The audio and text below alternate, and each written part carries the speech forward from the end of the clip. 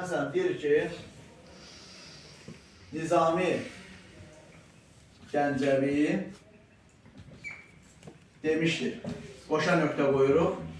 İndi orada, gəlin bunu. Bax, dırnaq açırıq. Dırnaq açırıq. Yazırıq ki, bir inci saflığı. İnci saflığı varsa da suda artıq içiləndə dərd verir o da.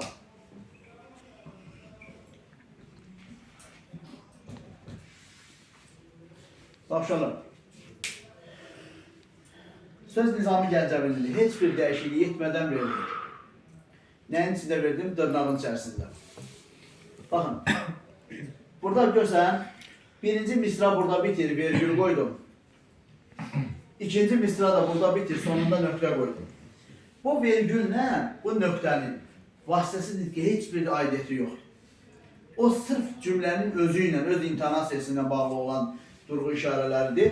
Biz indi bunun sxemini necə verəcəyik? Müəllifin sözü birinci başlayır. Necə verəcəyik? Böyük hərflə. Böyük M yazacağıq burada. Boşa nöqtə qoyduq. Dırnağı göstəririk. Böyük V yazacağıq. Yenə dırnağı bağlayırıq və buradan da nöqtəni göstəririk. Gördünüz? Bəzi testlərdə ümumiyyətlə bu nöqtəni görməyəcəksiniz uşaqlar. Görməsəniz belə bir dərd yoxdur da, narahat olmayın yəni. Başa düşdünüz? Vasitəsiz, müəllifin sözü vasitəsizlik. Bu birinci üsul. Bir də ola bilər ki, birinci vasitəsizlik gəlsin, sonra müəllifin sözü olsun. Vacib deyil, mütləq hansısa bir dahidən olsun, ha, nümunə. Sadəcə mən bunu şeirlə özüm bilərəkdən yazdım ki, birdən testdə də qarşınıza bu tipdə nümunələr verərlər. Beyninizdə qalsın ki, yəni ola bilsin ki, şeir nümunəsi versinlər. Sonra, ikinci ola bilər, müəllifin sözü birinci gəlsin, sonra vasitəsizlik gəlsin. Deyir ki, çayı keçəndən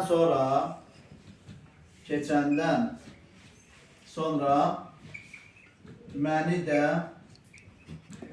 gözləyərsiniz dedi. Heç kimin dediyini bilmir. Bu dedi müəllifin sözü. Müəllif hekayə yazır.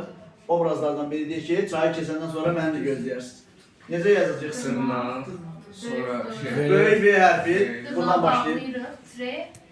Dırnağı bağlayırıq, vergül qoyuruq, tire qoyuruq. Sonra kiçik hərflə M yazırıq. Başa düşdünüz? Bu qədər asan və rahat bir mövzudur bu uşaqlar. İkisini demişik. Sonra.